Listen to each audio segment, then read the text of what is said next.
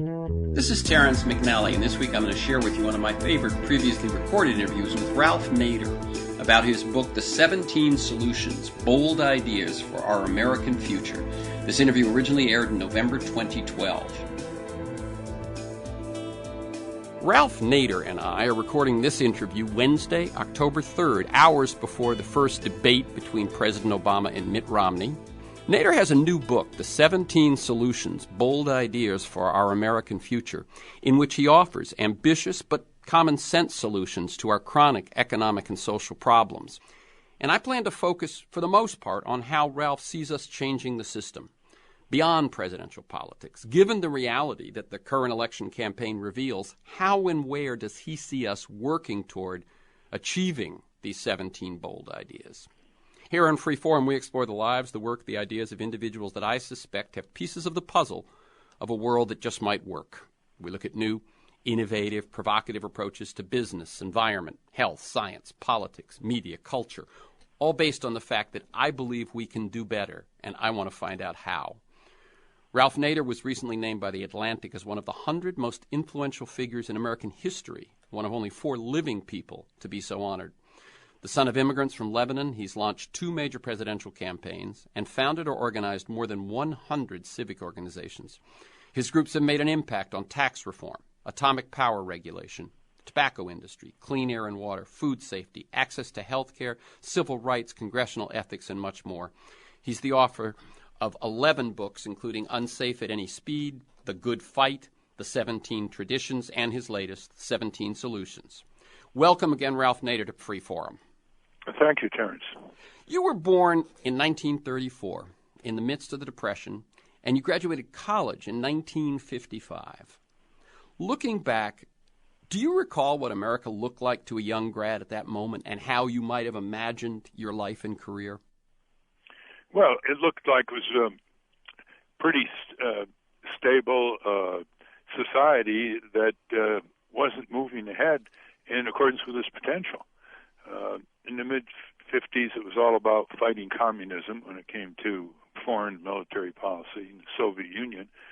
And that kind of obsession was reflected in the warning by President Eisenhower to pay some attention to the military-industrial complex and its diversion of public tax revenues and constantly hyping the adversaries in order to get more budget and draining away money from what Eisenhower called the civilian economy, which he took to mean public transit, schools, and other things that are needed for a good society.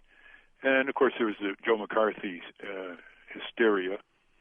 So we shouldn't idealize past decades, except the 60s and early 70s, where the corporations were thrown on the defensive, surprisingly, because enough people went for the environmental goals, the consumer protection goals, some labor moves, and this was, in the middle of the Vietnam War. So what needed to be looked at was how do you mobilize people in communities, and nobody has found the elixir here to do it. But I want to, in this book, 17 Solutions, bring it down to scale so people start feeling, it's not as hard as we thought to turn the country around, to have redirections that are long overdue, that are practical, that are supported by a majority of the American people, conservatives and liberals. So the promise of this book is to put in people's hands the feeling that they can do it, and they can intersect with any one of these 17 solutions depending on their own desire, temperament, experience, locale. And then once they enter the civic arena, then there's no stopping people. It's so gratifying. It just gives more meaning to life.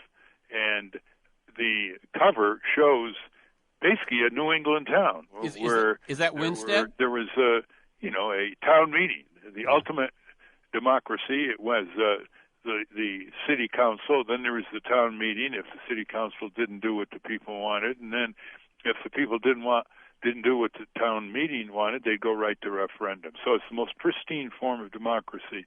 And yet, half of the people don't turn out or vote. So there are many, many tools we have right now in our hands that we're not using. And a smarter way of voting, higher expectation levels. Look at the debates. People have low expectation levels, and the politicians oblige them. Yeah. On that cover, that picture, is that Winstead? Is that where you're from? Or is No, it's not Winstead. It's just a typical New England town. It's interesting, actually, talking about our American future, and the picture sort of harkens back to an American past when people were more involved. Let me ask you one other thing about your path. I normally start all my interviews by asking guests to briefly tell us about the path to where they find themselves today and the work they're doing. Now, given how long you've been on that path, that seems almost quaint. But when you look back, are there some major turning points where you went, I've got to move this way, and then you went, you know what, this path isn't working, I've got to shift this way, just so people get a sense you've accomplished so much and had a hand in so much that we see, writ large in society, but the personal Ralph Nader, the choices you've made? Well, the first choice is I had a lucky choice of parents, so that was very good. Well done. The next choice was at law school, and I saw my classmates, sharpening their pencils to go into the big corporate law firms in New York, Boston, Chicago, L.A., and I didn't want to do that. I went to law school to have a skill to advance justice, to be able to use my advocacy knowledge of the law, civil liberties, civil rights, consumer protection, environmental, labor. And so that was a turning point. I turned away from the general drift of my hundreds of classmates. And just so I can say that, I think you were Princeton class of '55 and then Harvard Law, right? So you were with the folks who were doing exactly what you say, sharpening their pencils to be the elite. That's right. And the important thing about that juncture was I latched on to something that was my third-year law school paper, which is titled Unsafe Automobile Design and the Need for Regulation of Automobiles for Operational Safety and Crash Protection. That continued after law school, and I pushed and pushed, didn't get anywhere at the state legislative level, and finally I connected with congressional committees, and in 1966, Lyndon Johnson signed the two critical bills, the highway safety and the motor vehicle safety laws, which irregularly enforced, saved over 1 million lives and are still working, and changing technologies in motor vehicles for any country that wants to enter the U.S. market, import or domestic. The second major shift occurred when the Democrats began raising money from the same corporate interests in big time in the late 70s. They were persuaded by Tony Coelho, who was a congressman from California, that they could raise as much money as the Republicans. And that dramatically closed the difference between the two parties. It began to be harder to get congressional hearings on major hazards and major necessities. You couldn't get access to the regulatory agencies. The corporate lobbyists were swarming over Washington. They put their executives in high government positions, regardless of whether it was a Democrat or Republican in the White House. So the bankers put their person in the Treasury Department, and the military companies put in the Defense Department, and so on. And then there were 400 political action committees in 1974, and within a decade there were 9,000, and most of them were commercially driven. There was the auto dealers and the insurance agents, the oil companies and the banks, and copper companies and timber companies, you name it. And they put money in both parties. So they hedged their bets beautifully. The drug companies, example of that. And they got a lot. They got tax breaks, they got subsidies, they got guaranteed markets, they got immunities from prosecution, they got huge contracts and grants from the government, Department of Interior, Agriculture, Defense Department. So Washington is, corporate occupied territory. Absolutely. It's an accounts receivable now for these corporations. So then I said, well, if Washington is closing down on citizen groups, and there were conservative citizen groups complaining too, if they couldn't have access, they couldn't have voice, they had members in the millions around the country, but their offices in Washington couldn't get much done, then maybe you have to go into the electoral system. That was the next fork in the road. And even though I knew that the two parties rigged the system from A to Z against third parties like no other Western country, I still wanted to at least put the progressive agenda on the map, keep the flame alive, organize people who wanted a voice and wanted a better choice, get more young people learning about the skills of clean election campaigning, and hopefully get on the debates, the presidential debates. Right. We couldn't do that, even though there were several polls, Terrence, that had a majority of people wanted me on those debates. Yeah, no, we will talk just a little bit about the debates because you've played a role in them and because I think many people are not quite so clear how those things operate. Let me tell people, I'm Terrence McNally speaking with Ralph Nader about the ideas in his new book, The 17 Solutions, Bold Ideas for Our American Future. You can learn more at NADER, NADER.org. This thing about there's a lot of headlines and a lot of chatter. It seems endless, actually. It starts 2 years before the election. It seems to go on forever. But we don't actually get a lot of what I would call intelligence. Could you speak a bit about the relationship of citizens and taxpayers to the two major parties' conventions and the two major parties' debates? Well, the citizens have low expectation levels. I say if you have low expectation levels, you lose before you start because the politicians know how to respond to low expectation levels. For example, look at the national conventions, the political conventions of the Republican Democratic Party, one in Republicans in Tampa and the Democrats in Charlotte. How many people know that their tax dollars are going to support those private corporations called the Republican National Committee and the Democratic National Committee? $50 million goes to Tampa. $50 million is appropriated by Congress indirectly through the checkoff, goes to Charlotte. And no other party receives taxpayer funds, right? No other party receives it. But what are these $50 million? They're used to hire masses of police to keep demonstrators a mile away from the convention hall so that they can't make their needs and wants known under the First Amendment. And they do often you do it in a very rough way. And then the two parties get $18.2 million each just for their parties, they control the Congress, right? And they say, okay, let's flip $18.2 million of your tax dollars to the Democrats and the same to the Republicans.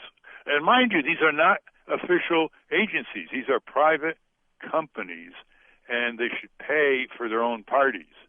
Yes, their own conventions, their own gatherings, exactly. Especially as there's no more suspense. Everybody knows who the nominee is. It's a TV show. The platform is rigged and finished. There's no debate on the platform. And you see, if people were really holding the reins in this country, if they saw themselves really as we, the people, that's the preamble to our Constitution. It is not we, the corporations. None of this would happen. Let me put it this way.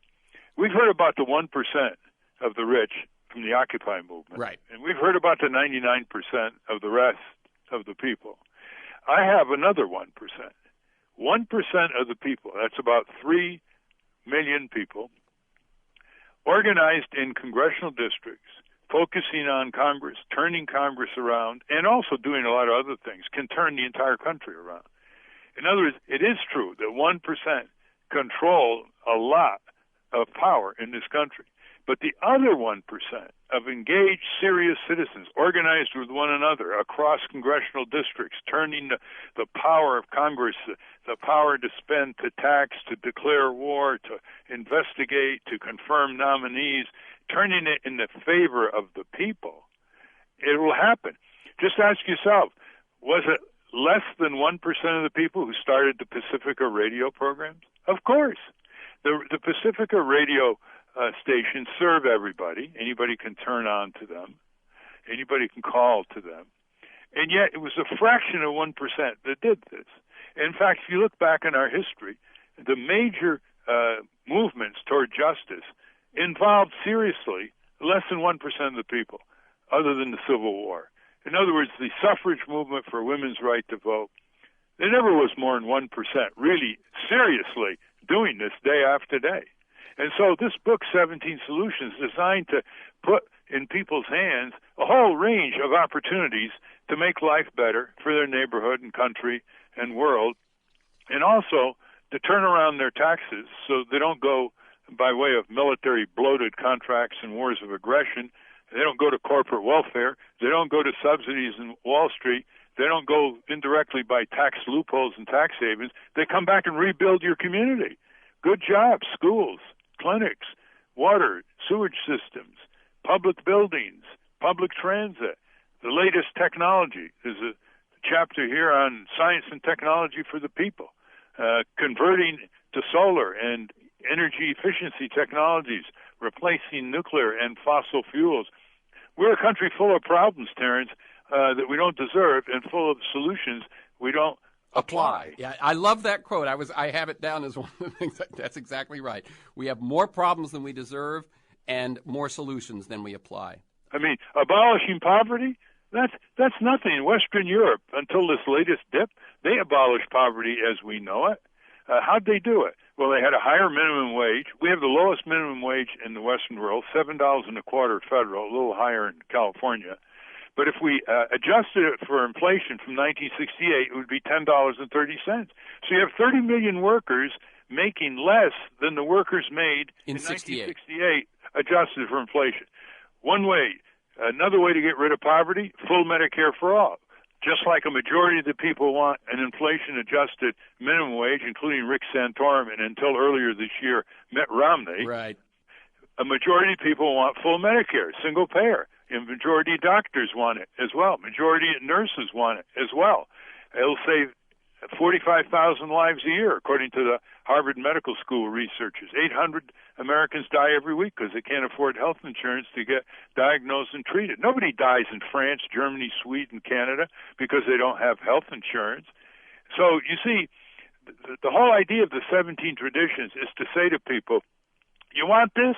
You show you want it. Okay, you want it. It's in your hands. It's a lot easier than you think. Yeah, I want to organize the 1%. The 1% in your community, as long as what you're pushing for has the public sentiment behind, that is, you have a majority of the people who silently support what you're doing, you're going to win. What you're saying is it doesn't take a lot of people if a lot of people agree with you.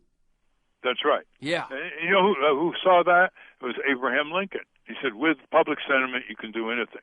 Now, we have a huge consensus here. This idea of a polarized society, that's a manipulative technique by the ruling classes who want to divide everybody into conservative or liberal, never converge, Republican, Democrat, never converge.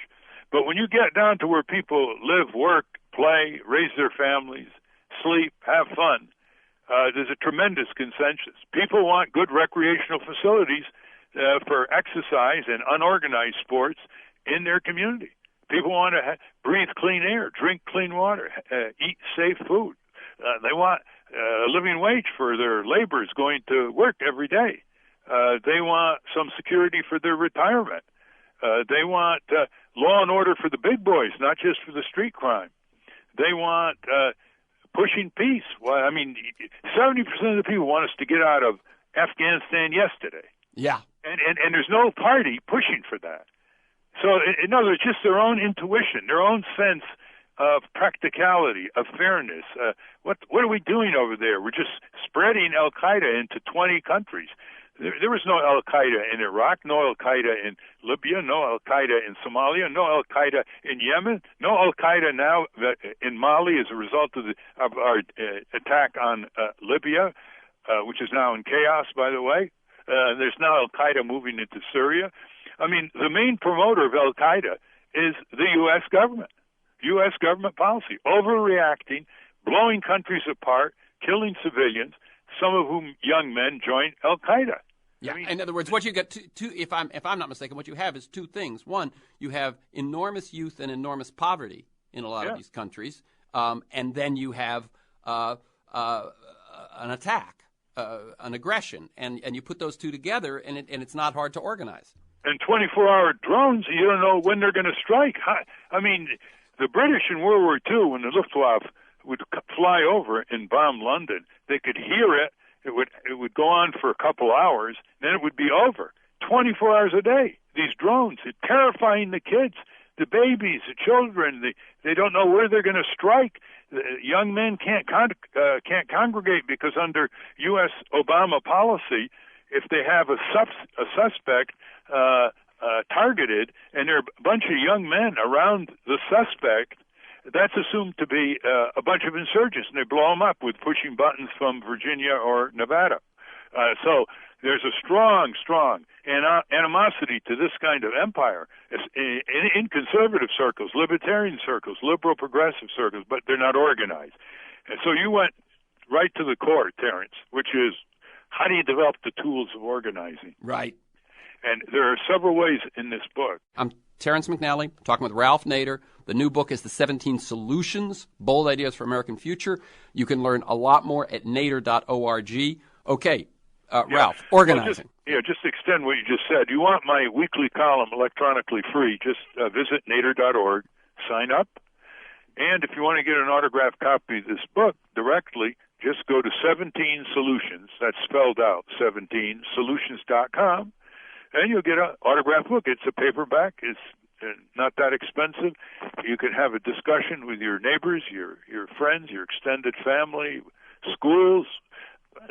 I poured a lot of experience in this book, Terrence. I know how to connect not only the redirections or the goals, but the instruments to get to the goals, the tools of democracy to get to the goals. And that's what we've got to do. And they go together. Because if you have great goals, but you have no power to get there to overcome the power structure, displace the power structure, you're going to get disillusioned, burn out, drop out, and then you'll just, become an introvert in terms of your private life without a public citizen life. Let me read a quote, which just to say, we'll bounce around here. Then let's go to this piece right now, Ralph. But let me read a quote. I interviewed Don Bartlett and James Steele recently on their betrayal of the American dream. Then I interviewed Hedrick Smith on who stole the American dream. And both of them, when it gets to the solutions part, it's tough. But one quote from Smith struck me, and I'm just going to use it to set up what we're going to talk about. He says, in 1963, 200,000 civil rights advocates marched on Washington. There's a lesson for us today in that scene, a lesson not just from the march, but from other populist movements of the 60s and 70s. These were important manifestations of people power, of the political power of average Americans to shape public policy, to make government work for ordinary citizens, not just for the financial elite. Most Americans today feel powerless. And then he quotes a populist organizer, Ernie Cortez, who says not only does power corrupt, but powerlessness corrupts. It drains the lifeblood out of democracy and corrodes the idealism of the body politic. That's what you're aiming to shift, right? Yeah, exactly. Because when you feel powerless, you get cynical. When you feel cynical, you leave the terrain to the rascals. They want you to be cynical. And they make you cynical by showing that you can't count, you don't matter, you can't fight City Hall, you can't fight Congress, you can't fight ExxonMobil. I mean, that's the time-tested way that the top 1% controls it. They control it by making you think they're all powerful and you have no power.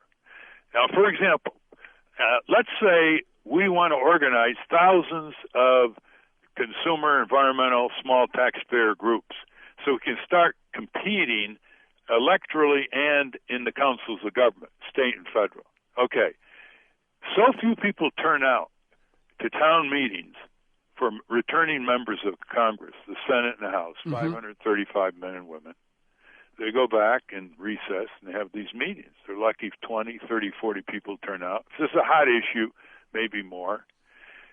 My estimate is anybody who can credibly say to a senator or a representative that we're going to turn out 200 to 300 people in this high school auditorium will get that senator and representative to that auditorium.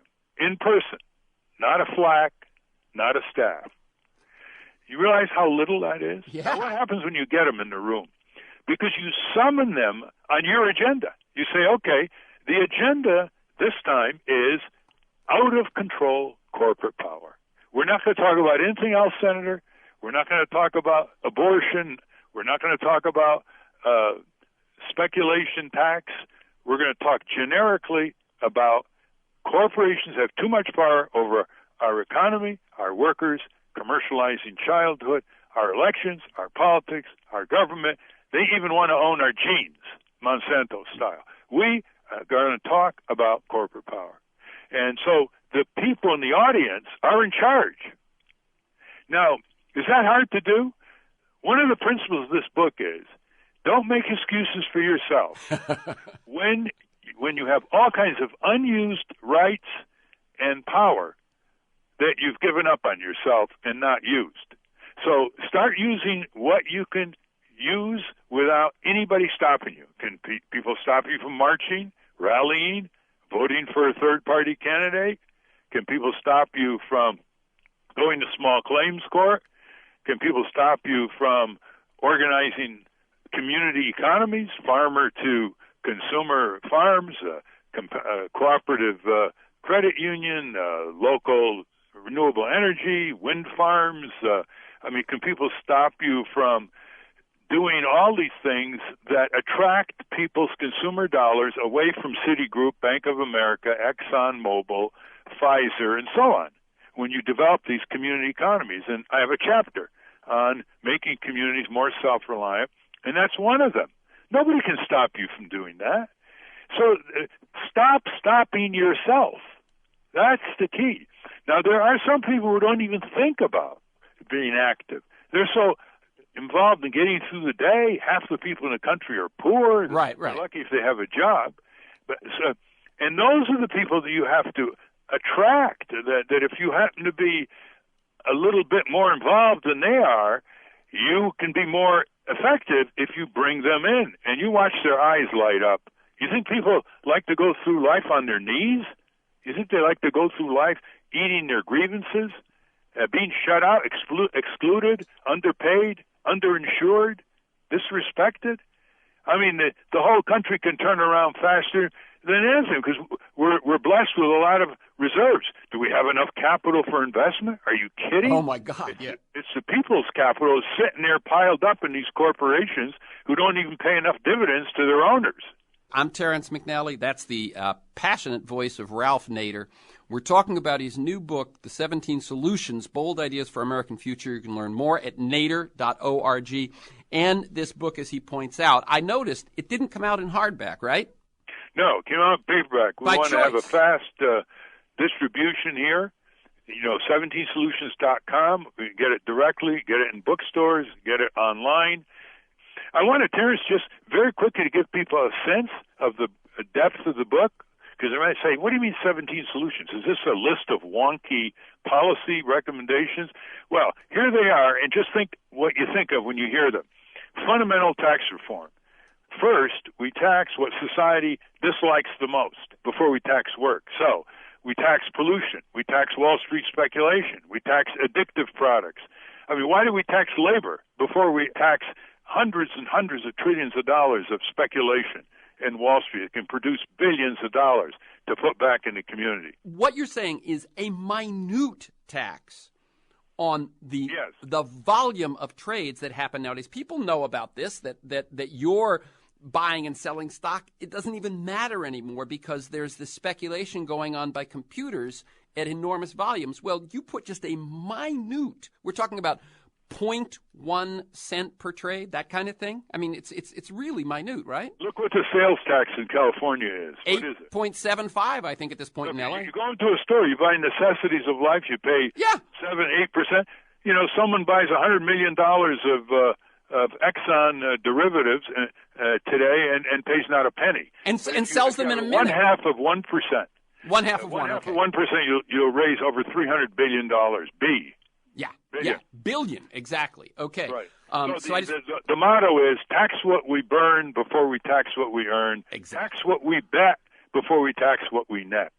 And then making our communities more self-reliant. That refers to what I just mentioned.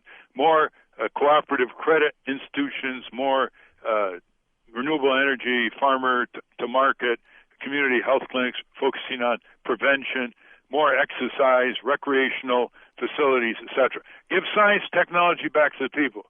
Science technology has been heavily hijacked for massive military research and development, for massive corporate technologies of automation replacing workers. Now it's starting to move toward massive conversion toward renewable energy, solar energy. Why did it take so long? Because the people didn't have the power. The oil and coal and nuclear companies had the power. Protect the family unit from commercialization. Here's one that really appeals to very conservative people. Across the board. Yeah, across the board. The corporations have dropped all social restraints here. When I was a kid growing up, they maybe directly tried to sell us bubble gum. Right. But not much else. Now, there's a multi-billion-dollar marketing drive bypassing parental authority, undermining parental authority, going right for the 3, 4, 5, 6, 7, 8-year-olds, 9, 10, 11, 12-year-olds, tens and tens of billions of dollars direct marketing, much of it very harmful. Junk food, obesity, junk drink, obesity, violent programming, soft pornography, cosmetics for girls at age 6 and 7, destructive war toys for the boys. I mean, they're destroying the family unit. It's not even what you listed were the things that have obviously negative consequences, but even the ones that you might even say are neutral, there's still this incredible drive to define yourself as a consumer first. Yeah. And that's who you are, and that's what gives you status. That's what makes you cool, and any other definition of yourself is left out, which is why we have males in schools having so much trouble in a social situation thinking that it's good to be smart even, because they've been taught this other thing. Fights over shoes, envy over clothes, squabbles inside family households, over these products, and well, so-and-so has them, I want them, and it's just a nightmare. Yeah. You just get parents going on that, they'll fill volumes. Getting corporations off welfare, crony capitalism, again, a convergence between liberals and conservatives, subsidies, handouts, giveaways. Most people don't know that the gold and silver on federal land is given away free to any company, foreign or national, who discovers it, whether it's California federal land, Nevada federal land. Canadian company years ago discovered $9 billion with a B dollars of our gold on federal land, Nevada. They got it for $30,000. Right. I mean, that I underlined. And what it is that, as you say, it's the 1872, I believe, Mining Act, which means they took whatever value it might have had in 1872, and that has not been changed. And as you say, foreign or domestic, and we're talking public lands we own. That's right. And one of the points in this book is a greater awareness of what we own but don't control. We own the Commonwealth in this country. We own 1/3 of America, the public lands. We own the public airways. We own trillions of dollars of research and development in the last 70 years that have built the major industries free, the taxpayers free. They built the aerospace, the containerization, the semiconductor, the computer industry, the biotech industry, pharmaceutical. Yep. See, so once we start saying to the senators in that town meeting, we want to control what we own, they'll be so baffled that anybody even focuses on it once you get them in a high school auditorium. These giant corporations should no longer be chartered in Delaware or Nevada, permissible jurisdictions. They should be nationally chartered so we can have completely different compact between the people who, through their state government, create the charters for these corporations and these corporations. Let me ask you a quick question. Let me ask you a quick question on that one. Yeah.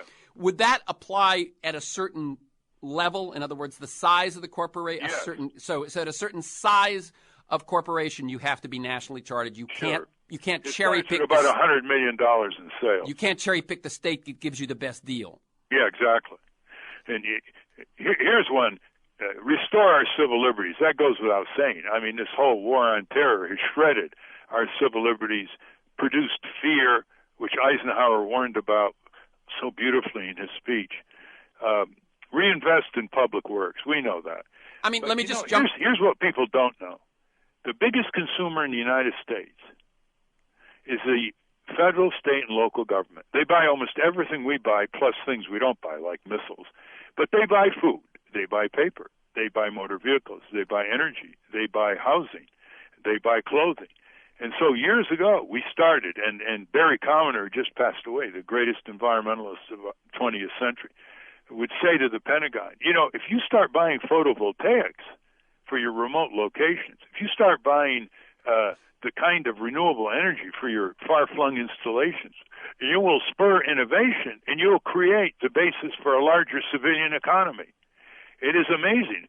I got seatbelts in cars by persuading the federal agency called General Services Administration to buy 40,000 cars for federal employees with seatbelts, with the airbags. You mean before that happened? Before they were regulated?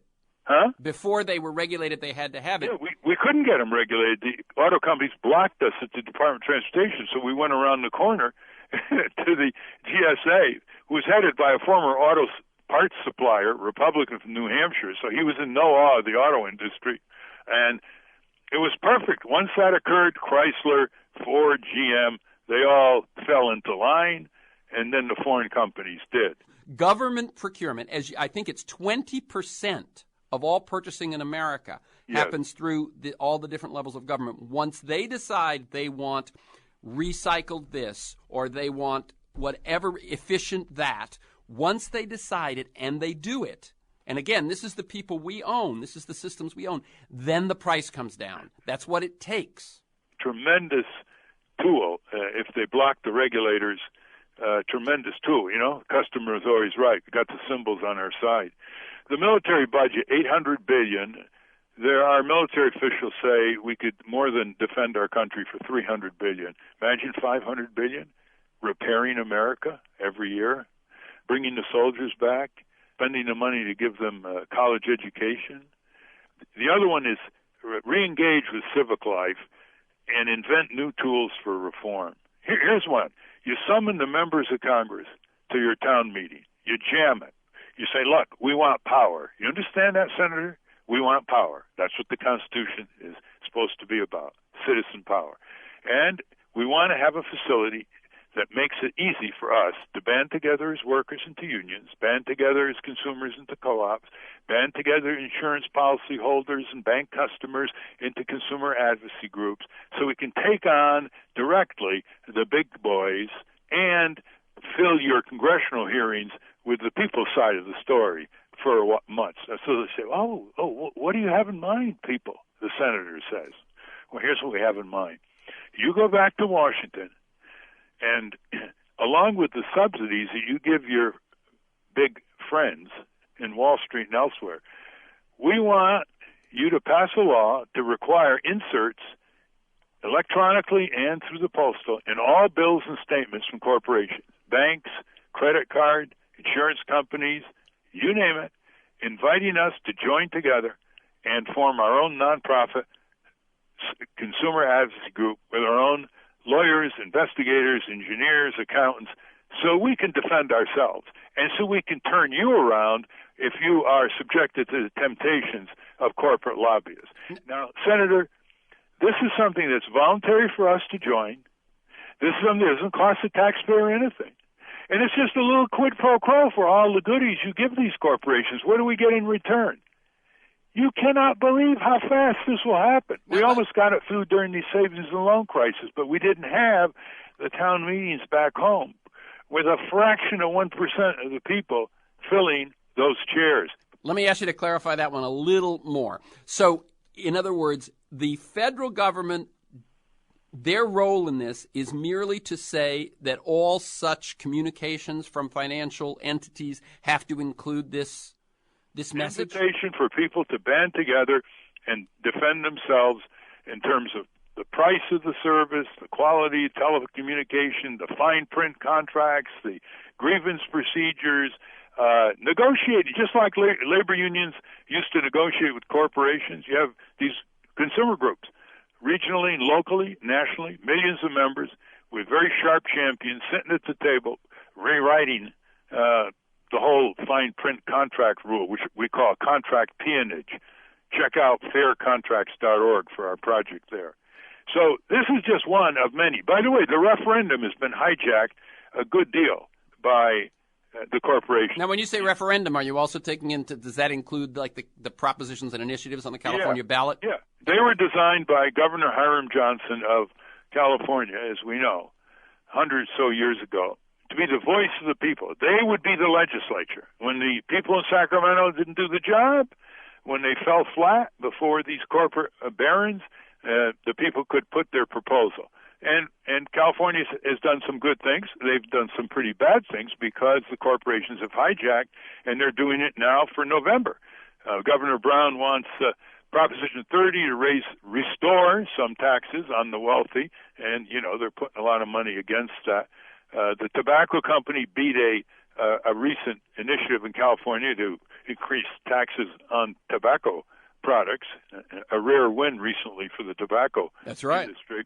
But if people really grabbed the reins, the way the People's Lobby did so wonderfully with Ed and Joyce Kupel in Los Angeles before both of them fell because of cancer, they were voluntarily qualifying statewide initiatives with a network of volunteers with clipboards getting signatures on petitions.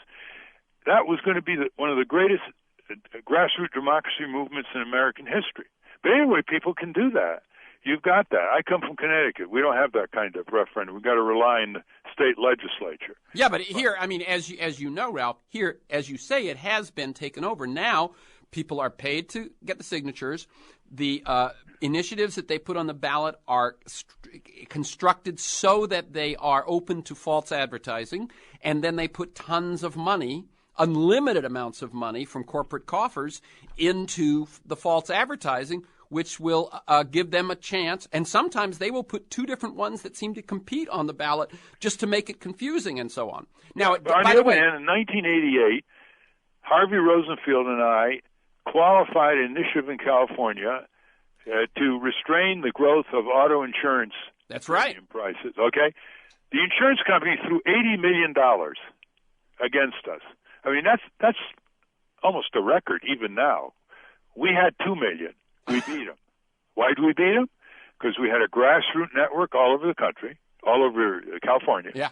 Number two, people were really upset with skyrocketing auto insurance. And three, the media covered us. We had a regular reporter on the LA Times that covered it again and again and again.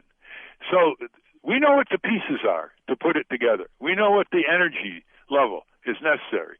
We can take these corporations and scat them out of town with the power of the people. Once the people organize the power, the corporations become like pussycats. What can we do for you? Oh, you want us to change?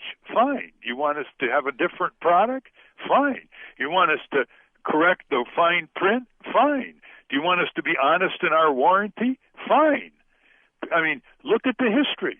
The greatest things that came from our forebears were supported by a tiny fraction of 1% involved people, but they represented the public sentiment of much larger numbers: Social Security, progressive income tax, fair labor standards, minimum wage, regulation of banks vis-a-vis farmers. So this book is designed to get people really going. I see too many good people in this country are discouraged. Right. And that's a very bad sign. And the subtext of this book is, it's in your hands, people, and it's a lot easier than you think. And I might add, as a footnote, it's a lot of fun. I'm Terrence McNally. That's the voice of Ralph Nader. We're talking about his new book, The 17 Solutions, Bold Ideas for Our American Future. You can learn more at nader.org. Hey there, folks. This is Leslie Marshall. Would you like another great way to hear the show? Let me tell you about the Progressive Voices channel on TuneIn. It makes it even easier to take the live show with you wherever you go. The PV channel on TuneIn features me, Leslie Marshall, The Leslie Marshall Show, and all your favorite progressive shows, plus features you'll only hear on TuneIn. So tune in to the only true democracy in talk radio of, for, and by you, the people, on the Progressive Voices channel on TuneIn. Hi, Truth Seekers. This is Mike Malloy, and I want to invite you to join me around the nightly campfire live each weeknight from 9 to midnight on the Progressive Voices channel on TuneInRadio.com. You'll hear 3 hours of Take No Prisoners, fiery progressive political talk radio, too dangerous for daylight hours. Find out why truth seekers everywhere end their day screaming with me each night. So go to the Progressive Voices channel on TuneIn Radio now and look for The Mike Malloy Show. It's talk radio like you've never heard before. I'm Terrence McNally, talking with Ralph Nader. The new book is The 17 Solutions, Bold Ideas for American Future. You can learn a lot more at nader.org. Let me ask you one thing. I'm going to ask you two questions. One, let's say we had the recent effort to pass health care reform. What is, from everything you've been saying about how the people have so much power, clearly, when you talked about what you did with the auto insurance initiative, I mean, nowadays people know that the healthcare industry is screwing them. They know that, you know, that people are getting bounced from a policy for these, you know, previous conditions and all of these things. They're angry, and yet the people could not be mobilized. Why was that so, and how would we change that? Okay, here, good question. First of all, ask yourself, was single-payer full Medicare for all on the table in Washington? No. The Democrats took it off the table. Obama wouldn't even invite the leading exponent of it, the leading physician who was a friend of his in Chicago, Quentin Young, wouldn't even invite him to the White House for the meetings around which were the health insurance executives, drug company executives. Yep. All right. So there was not one full-time organizer. The labor unions said, well, single payer is a great thing, but Obama's taken it off the table, so why have any organizers? So the first question is, how do we get funding for organizers in every congressional district? Most changes are always preceded by the number of organizers. Civil rights was an example. It was when the organizers went in the field, things started to happen, not just the lawyers filing lawsuits. Okay, so there's a section in the book called Enlist the Enlightened Super Rich. Yes, I like that. 98% of the super rich could maybe care less other than themselves and their families and their little golf outings. All you need is a handful of enlightened billionaires. In fact, I could say to people, show me a billionaire. And, you know, there are billionaires now worth 15, 20, 30 billion. Gates is worth 50. Buffett is worth 55 billion. $1 billion would have got a single payer. That is, that would have hired enough organizers all over, like Ernie Cortez type organizers all over the country, focusing on each member of Congress. Already, about 25% of the members of Congress were supporters of single payer to begin with, but they were muzzled by Obama, who wanted to go with Obamacare and provide huge profits for the insurance and drug companies, which is why he got them on their side. That's right. In other words, let's remember that the people that the public is angriest at, which is the insurance companies and the pharmacists, they're the ones you are now mandated to buy their product. Yes. That's what the law does, when in fact, as we say, Medicare for all, if it works so well once you're at that age, and it could have been, now we're talking tactics, but it could have been, it goes to 55 this year, it goes to 50 2 years from now, it goes to 45 2 years from then, et cetera, et cetera. It made eminent common sense. Yeah, because where it is in Canada, Canadians cover everybody for half the price. Right. They cover about $4,400 per capita. We're $8,500, and we have 50 million people who aren't covered at all. They have better outcomes in Canada. The doctors practice medicine, not bookkeeping, stock options, whatever. The overhead in Medicare is like 3 to 4%. The overhead in insurance is like 20%. Yeah, that's $16. Lives, of course. That's 16% that doesn't go to your health. Right. So allows more prevention, focus on prevention. At any rate, you have $1 billion. You say to some rich guy, look, do you really want to change America and go down in history as one of the greatest Americans? we will show you how to use $1 billion, and we're going to do it fast, because reforms often that are stretched out, they lose, because they give the opposing companies a lot of time to get their hooks into a lot of legislators and game the system. And nibble away at it. Yeah. Harry Truman recommended universal health insurance, and we're still waiting. Yeah. So now we've got to get some of the enlightened super rich. There are 80 of them that have pledged to Gates and Buffett. They're going to spend over half their wealth on good works. But a lot of them, and they tell me this, when I talk to some of them, they don't know what really to do outside of normal, traditional charity. They don't know how to mobilize communities so that the reforms become self-replicating and they become very fundamental in terms of shift of power and policy. Let me ask you a question, because I imagine, you have that class of 55 thing that you guys organized at Princeton, probably has a few billionaires in it. But you've been talking to these people. My guess is that many of them say they don't want to deal in politics. Am I correct? Yes, but they don't have to. Yeah. All they have to do is support the civic groups or help start the civic groups that then will carry the water all the way to Washington. In fact, I outline this in great detail, as you know, Terrence, in my political fiction book called Only the Super Rich Can Save Us. That's right. The quotes. And I use real-life multi-billionaires like Ted Turner, like Warren Buffett, working together, top-down, bottom-up, turning the country around. And the strategies and tactics are very realistic. Once the money is there and the influence of the billionaires, a lot flows. People are waiting, ready. But they have to have tools. They have to have expenses paid, transportation, mobilization. Organizers have to earn a livelihood if they're going to hit the road. But it all can be done. You see, it all comes down to our expectation level. If we cannot imagine a better future for our country and world, we will not be able to envision the real possibilities that are at hand. And what commercialism does and what corporatism does is to stifle that imagination exactly. at the earliest age of these little children. Right.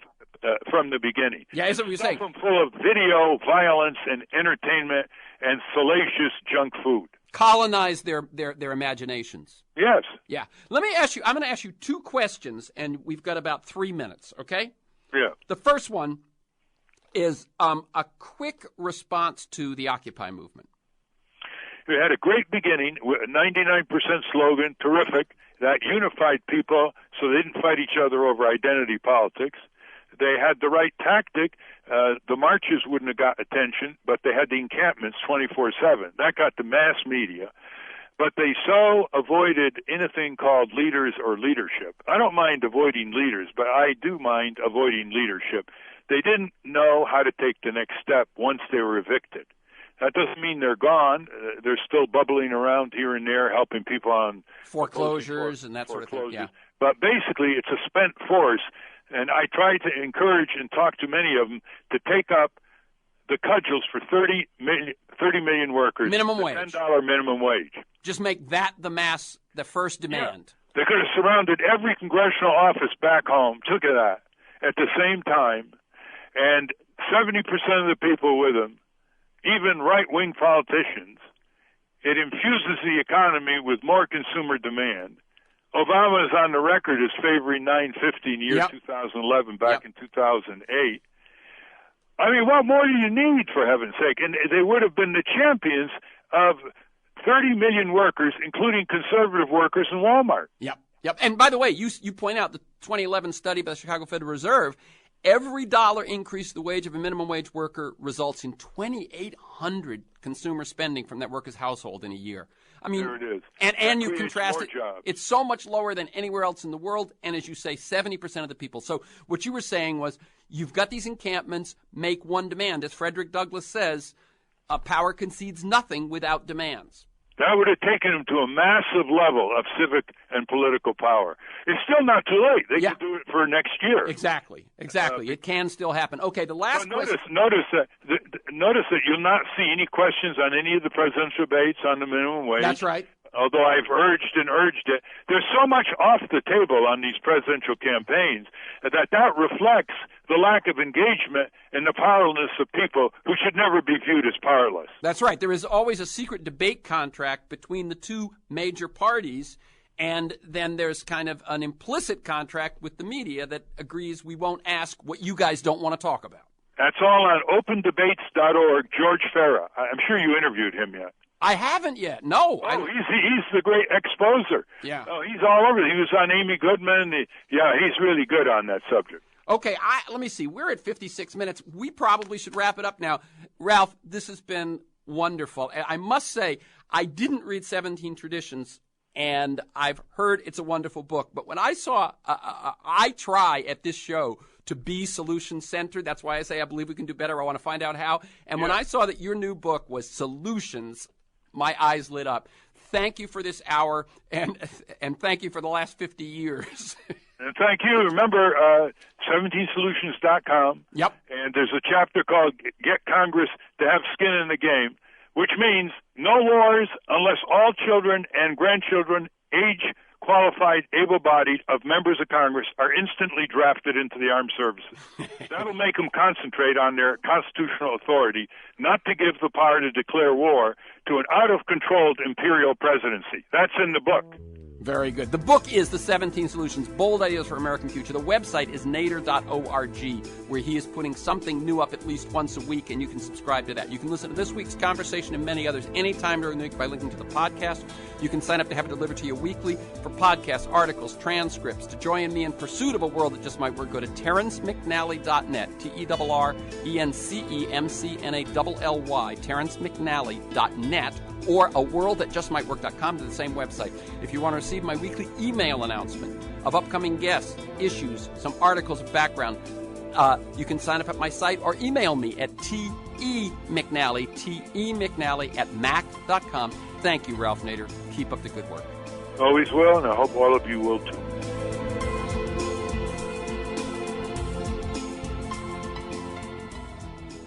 I'm David Pakman, host of The David Pakman Show on the Progressive Voices channel on TuneIn. Check out my show at davidpakman.com. That's David, Pakman.com. Gay marriage in Texas by Easter. That's exactly what one attorney says, who is representing two couples that are challenging the Texas ban on gay marriage in federal court. A lot happening last night at midnight. Florida, Lewis, starting same-sex marriages, and Daniel McNeil Lane Jr. of Aiken, Gump, Strauss, Hauer, and Feld in San Antonio makes the prediction that there will be same-sex marriage in Texas by Easter. Remember that U.S. District Judge Orlando Garcia already struck down the Texas ban on gay marriage, but it was immediately stayed because, of course, it was appealed by then Attorney General Greg Abbott. We will eventually get a decision. The Fifth Circuit Court unveiled they have put in place a 3-judge panel to decide on this. Lewis, would you have imagined 5 years ago that in the first half of 2015, we would see 25, 30 states with legal same-sex marriage, and that Florida would be one of them, and that Texas might be next? No. I would have assumed Texas would have been one of the last 5 states to have it. But in Florida, look, they've got the right idea here, because if you can marry inanimate objects in Florida, I think you should be able to marry another human being that you love. No question. I mean, people often oppose gay marriage because they say, hey, if two dudes can get married, all of a sudden a woman will be marrying a train. You didn't need that in Florida. They haven't had gay marriage, and women have already been marrying trains and Ferris wheels and who knows what else. So it's a good point. It seems actually, Lewis, that being able to marry inanimate objects came way ahead of just saying, hey, two people who love each other can get married.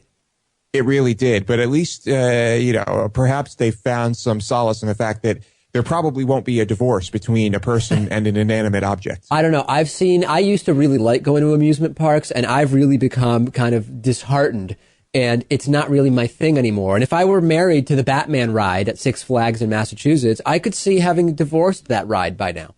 Oh, perhaps. Yeah. I mean, I guess you could have a change of heart. Seriously, though, we have more pressing issues to deal with. Let's get this over with. Let's let people get married and move on to solving our more important problems.